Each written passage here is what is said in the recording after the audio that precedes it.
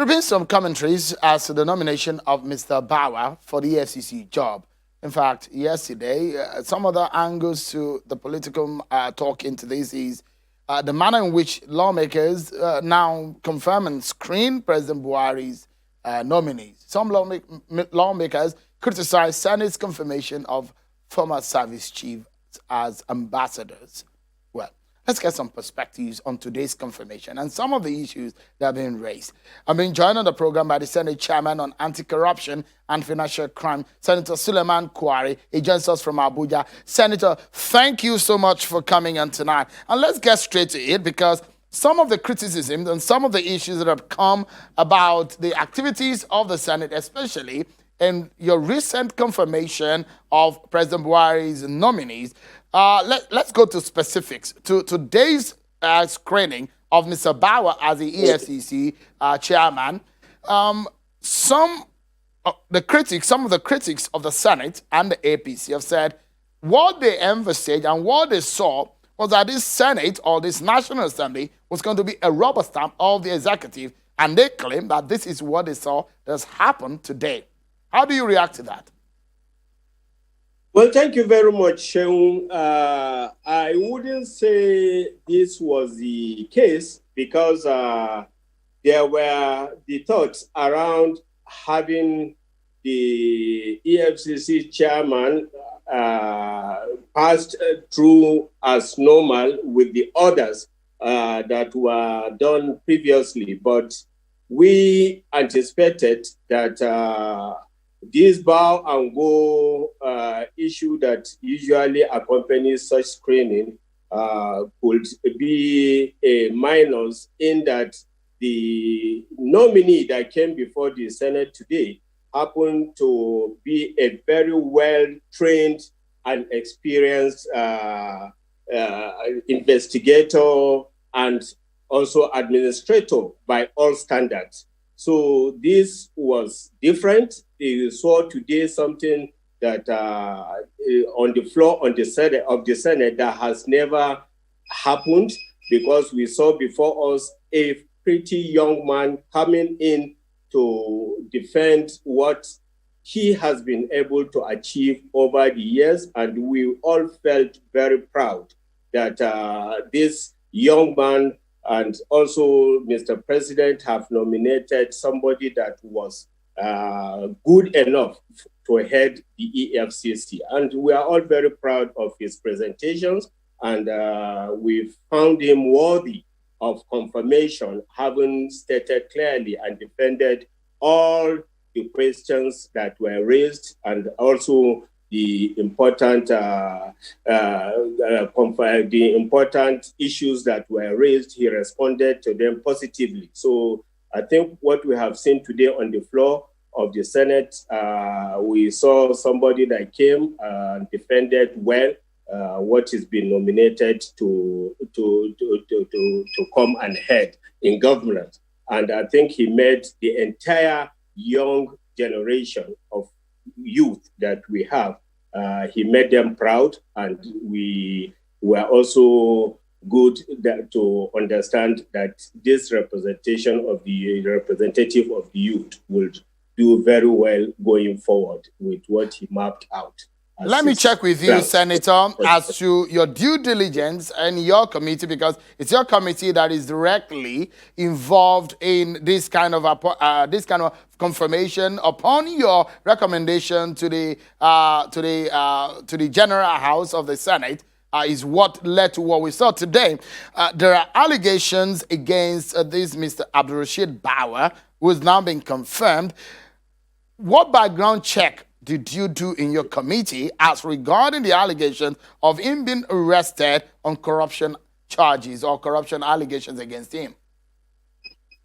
Well, there wasn't much to investigate. I think what was suggested to have been an offense on his part was not in anywhere within the cycles of government. These were wild allegations that could not be proven, and if anything at all, the young man was not queried, he was not arrested, and I think he came vehemently and defended that within the floor of the Senate. But And I Senator, think it made apologies, sense. sorry, Senator, Yes. apologies. Did he, when you say he was never arrested, he was not being queried, those findings, are those findings that you got from the EFCC or from the police, or where are those findings? Where did you get those findings from?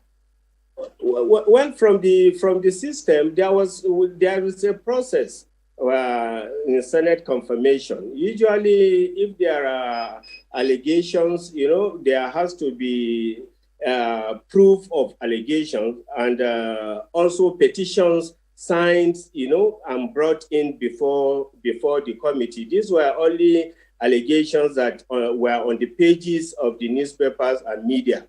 So we saw nothing that warranted our having to go to either the police or any other law enforcement agency to be able to confirm whatever was said. These were just wild allegations, and it was confirmed on the floor of the Senate. He debunked all the allegations, and it was satisfying to all of us, and that was why the confirmation was done. Senator, you've not spoken about some of the allegations against this Senate or against this National Assembly, that for those who have criticized from the beginning that this National Assembly was going to be a rubber stamp. We saw what happened and the criticism which came on the former service chiefs, and the reasons or the accusation against the presidency for nominating them. And now we've seen the EFCC boards that are being confirmed. How do you react to those who said, look, this Senate or this National Assembly is going to be a rubber stamp? Well, I think in the best interest of the nation, Mr. President found these former service chiefs worthy of appointment. And in the process of introducing the matter to the floor of the Senate President categorically also mentioned the fact that there must be some reasons, but he was not going to preempt where these former service chiefs will be posted to. But he said, with all due respect and without preempting what the president will do, it would be a good thing if Mr. President considers sending these people to our neighboring countries, the former service chiefs to our neighboring countries, since they have headed this, the security outfit in Nigeria, and they knew where their problems were coming from. If they get sent to Chad, Niger, and other places, it would be a good thing. And this was made clear on the floor, and I think the whole senators are also in tune with this thinking. So the fact, but I'm not sure it was the old Senate. Sorry, apologies, Senator. I'm not sure it was the old Senate, but we saw part of that debate. Senator Yinaya Abaribe, speaking for the opposition, was very vehement on the reasons and the moral standing of the president sending them as nominees. But, I mean, that aside, I would like you to quickly comment on this, Senator, on the capacity of Mr. Bauer for the EFCC job. And that's going to be on a final note, Senator. No police background. He's never gotten any public appointment outside of the EFCC. So those who question his capacity in that regard, how would you react to this? All investigators of EFCC, frankly, Sheun, have gotten police background. Their first trainers on recruitment happen to be police.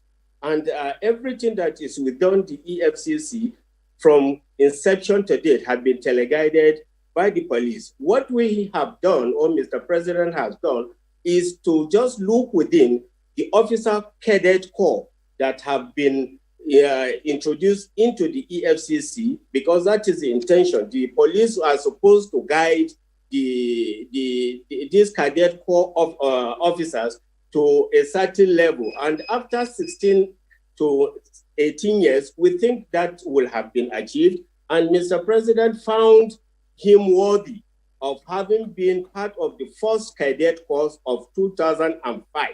And with all the trainings done in US, UK, in the best academies in the world, we found that Mr. President found him worthy of this appointment. And I think it has been well received across the country. The CV has been well circulated, and we hope that he will be a good ambassador of that cause cadre, and he will move the organization forward.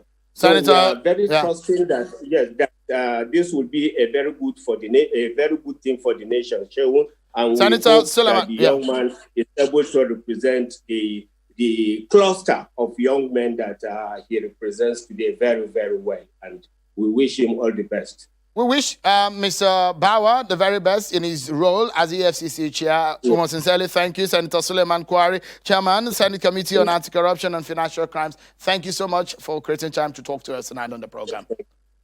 Thank you very much, sir.